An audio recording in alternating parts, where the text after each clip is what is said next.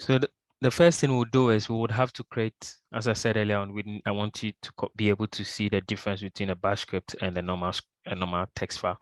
So we're going to create two files. We're going to create one being a bash one, and then the other one being, say, a normal text file. So in order for us to create a normal file, we can say maybe cat, and then we give it a name. So maybe, okay, let's not do it this way because I don't want to confuse anyone. We'll do touch, and then we'll do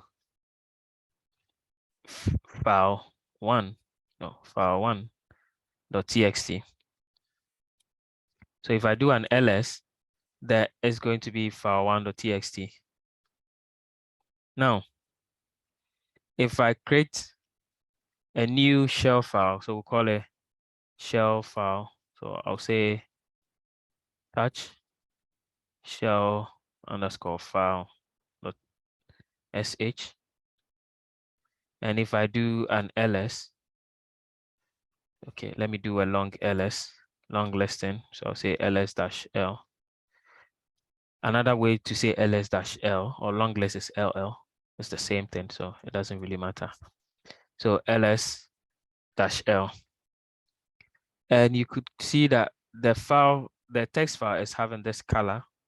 And now this is also having this color. But the difference is that the reason why the shell file is having this color is because it's just seen as a normal file.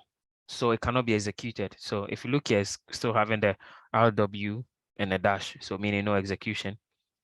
Now, normal text files cannot really be executed because they're just normal text files unless you change it.